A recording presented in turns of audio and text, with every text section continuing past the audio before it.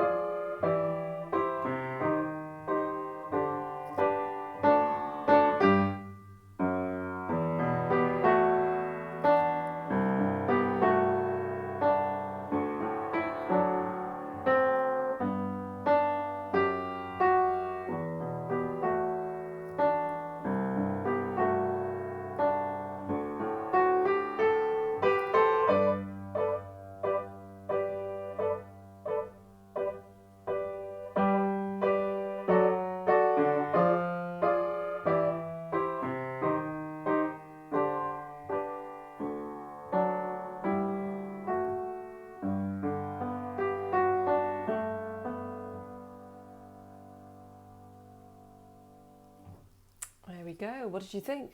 I think it's an absolutely gorgeous piece. It's really nice and chilled and relaxed. I was also adding some pedal in this piece. It doesn't say to add it, but I just thought to add some expression. I thought to add some pedal would be really nice. So if you have got a right sustain pedal on your piano or keyboard, do feel free to use that once you can play it hands together. Okay, so let's break this down hands separately. We'll do the right hand first. For the purposes of this video, this is my middle C, and the right hand's going to be starting on a chord which is B with the thumb and G with the little finger. And then you're going to shift down one note to the left. Now, bearing in mind, anytime you see an F in this piece, it's going to be F sharp. So moving everything down one to the left means that the top note is going to be F sharp and the bottom note is going to be A. Okay, then what you need to do is hold this A on with your thumb whilst you play the next note, which is a D. Okay, so bar 1 is going to go like this. And holding that thumb note down, that A, creates that sense of legato and also sustained harmony, which makes it sound a lot warmer in tone and feel as well. Bar 2 is exactly the same. Actually, I'm just looking at the first 3 bars. The first 3 bars are exactly the same as each other. So what I would suggest is just practice this pattern that I've just shown you. Okay, just practice it a few times so that you can play it fluently. Don't forget that there's a rest in between each sort of repetition of that idea. Bar 4 is exactly the same, however you don't add on the D on its own. So bar 4 just goes like this. Okay, moving on to bar 5 then. I'm having a look here again. Bar 5, bar 6 and bar 7, they are all the same as the first 3 bars. So, I just love it when that happens. Lots of repetition cuts down the work for us. Okay, looking at bar 8 then. So we're going to have the same rhythm here as in bar 4, however, obviously different notes. So bar 8, you're going to shift your hand up from, you will have been here in this position. You're going to shift your hand up kind of 3 notes to the right so that your chord is going to be D, F sharp and B. And then hold down these 2 notes with your thumb and your index finger, holding down that D and the F sharp whilst you play the next note, which is an A on its own. So bar 8 is going to look like this. Oh, sorry, I forgot to hold the F sharp. There you go. Okay, moving on to bar 9. So bar 9 to bar 17, it's what I would call the chordal section because it's built up of a series of chords. So there are a few clashing chords in this, but they sound really nice. So the first chord is A, B and D. Now I'm just double checking which fingers would be best. It probably makes sense actually to put your little finger on the D, your third finger on the B and your index finger on the A. It might be tempting to use your thumb, index and fourth finger, but I'm just thinking ahead as to, you know, the other notes to come. And if you want to just minimize hand position changes, then do try the D with your little finger, third finger on the B and then A with the index finger. Anyway, so you're going to play 2 of those, and nice and short and light because it's got a staccato dot above. And then the next chord in bar 9 is G, B and D. So this is like a standard major triad. Now that pattern is repeated twice. Okay, so bar 9 and 10 are exactly the same. Bar 11 starts with that G major triad again, so you play that twice. And then the next chord in bar 11, you're going to keep the D with the little finger and just shift everything down one to the left. So you'll have F sharp, A and D. Now notice I'm playing all of these chords nice and short and light, and the reason is, and I'll just show you the music, just here in bar 10 it says sim, that's short for simile, which means to be played in a similar style. What that's referring to are these dots, so they just want you to keep playing all of these chords coming up nice and short and light. So that's why I'm doing that. Okay, moving on to bar 12. So in bar 12, again, keep your little finger on the D, and the notes are F, A flat and D. So you play that twice. And then the next chord, again, keeping the D with the little finger, just shift the bottom 2 notes down one to the left. So you've got E and G together with that D at the top. Then the last chord of bar 12, you're going to keep these 2 notes, the E and the G, but shift that little finger note down to the C. So the notes there are E, G and C. Okay, I'm going to play the whole of bar 12 to you because there was a lot of information there. So I just want you to hear what that sounds like. Okay, moving on to bar 13. Keep the C and the G, but just shift your thumb down one to the left so that you've got E flat, and that's going to happen twice. Now keep the G and the C, but just shift your thumb down one more to the left. You've got D, G and C. Then the last chord of bar 13, keep the D and the G, but shift the top note down one to the left. And it's up to you which finger you use, but you need a B at the top there. Okay. Moving on to bar 14, the chord, and there's only one chord, it's F sharp, A and D. And then you're back to a repeat of the chord sequence. So there is some similarity, but I'll just go through these with you now. So this is bar 15, 2 of those G major triads. So that was G, B and D. Shifting down everything one to the, well, the bottom 2 notes down to the left. So we've got F sharp, A and D twice. And then we've got F, A flat and D twice. Then shift the bottom 2 notes down one to the left and you've got E, G and D, then E, G and C. Top of the next page, so this is bar 17, we've got E flat, G and C twice, and then D, G and C once, then D, G and B. Then bar 18, we've got 2 Ds and a G, and the rhythm is like this. Now those notes have got accents underneath, so do try and play those as punchy as possible. Right then, moving on to bar 19. Now this looks to me like it's really similar to the beginning, so I'm just comparing this. So bar 19, bar 20 and bar 21, they are all very, very similar. Bar 19 and 20 are identical to the first 2 bars, but actually bar 21 is only similar. Let me talk you through bar 21. So the rhythm's the same, but the notes are different. We've got G and E, and then shift everything down one to the left. So you've got F sharp and D, and then a C on its own. At the same time holding that F sharp with the thumb. Okay. Bar 22, you've got 4 crotchets: B, D, G, F sharp. Okay. Moving on to bar 23, again this is very similar to the beginning. So bar 23 and 24 are the same as the first 2 bars of the piece. Like that. We're almost there, doing really well. This is bar 25 now. So we've got F sharp, G, A. And I'm just thinking what fingers would be best. Yeah, if you can put your index finger on the F sharp, tuck your thumb under straight away onto the G, and then you're in the correct hand position for the next few bars. So, and then the end of bar 25, you've got two chords, B and G first, then A and C. And then you're into this same chordal section that we had previously. So I'm just comparing this. So this is bar 26 and I'm comparing it with bar 9. So that's the same. Bar 26 is the same as bar 9. Bar 27 is the same as bar 10. Bar 28 is the same as bar 11. So that's all good. Bar 29 is the same as bar 12. And then bar 30 is the same as bar 13.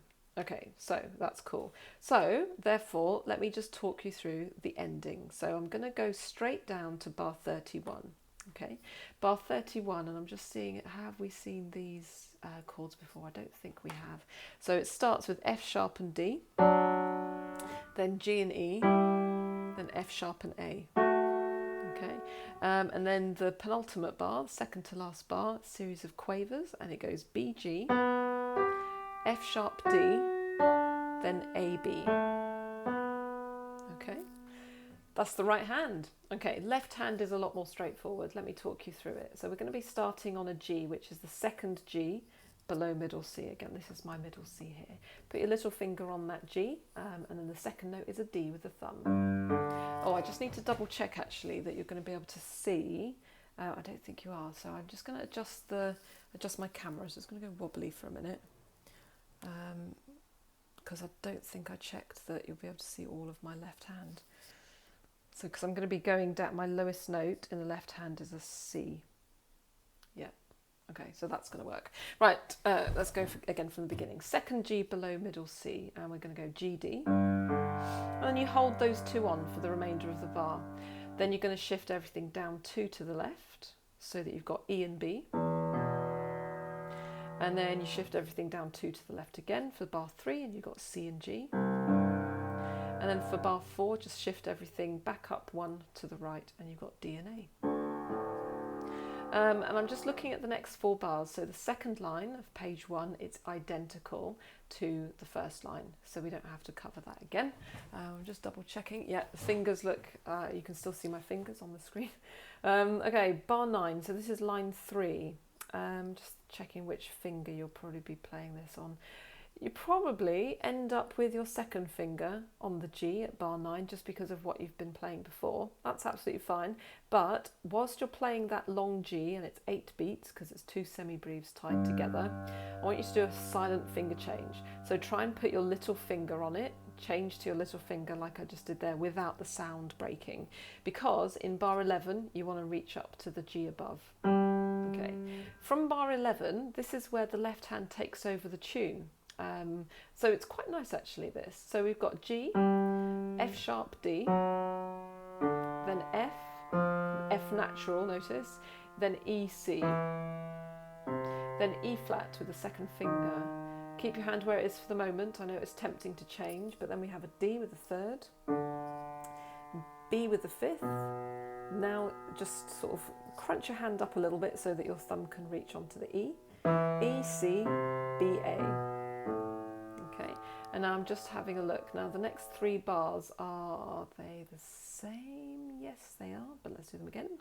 So we got G, F sharp, D, F, E, C, E flat.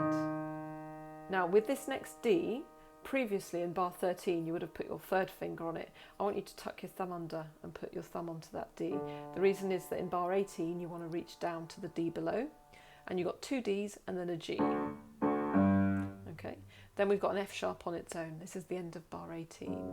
Okay, so then we're back into this kind of more chilled vibe here from bar 19. E, B, holding down those 2 notes for the remainder of the bar. Shift everything down 2, so you've got C, G. Shift everything up 1 to the right, so you've got D, A. And then we've got G and F sharp. And then this next bit is all repeated. So E, B, G, C, sorry, C, G, D, A. And then at bar 26, you've got a G for 8 beats because it's 2 semi-breves tied together.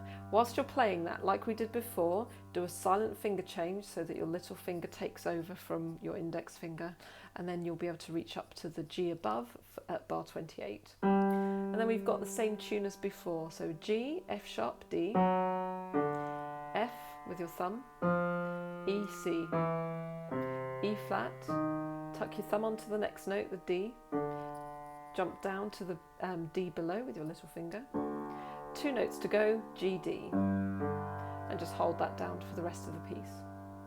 Okay, so as always, go really slowly with this. Take it hand separately first, breaking it down into sections. And don't forget, you can adjust the playback speed of this video to suit you. You can rewind it, fast forward it, pause it, do whatever you need to do. Once you get the hang of that, once you get the hang of the notes and you're playing it hands together, the final steps will be to make sure that you're adding in all of the articulation. So by that I mean the accents and the staccato. And also the legato bit, so holding on those notes that I was talking about to create that warmth and smoothness. And then the last thing to talk about is dynamics. So there's lots of scope for dynamic contrast here. So I'm just going to pick up the music and just talk you through that briefly. It starts mezzo forte, so moderately loud.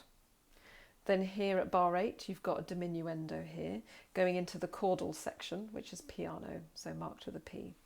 Slight crescendo here as the tune in the left hand takes over. And then towards the bottom of page 1, so bar 15, you've got P again, piano. Moving on to the top of page 2, so it goes back to forte when the right hand takes over with that smooth pattern that you had at the beginning of the piece. So you've got forte at bar 19. And it stays forte until bar 23, where it goes to mezzo piano, so moderately quiet. Small crescendo here at 25, and then a diminuendo here at 27. And the piece finishes really, really quietly, pianissimo, with a diminuendo down towards the last bar. If you haven't seen this before, poco rit, that means to gradually slow down, and it's short for poco ritardando or poco ritenuto. They're interchangeable terms, but it means to gradually slow down. So there's a lot of information there. Hope that's helped. Looking forward to hearing how you get on. Okay, take care. See you. Bye.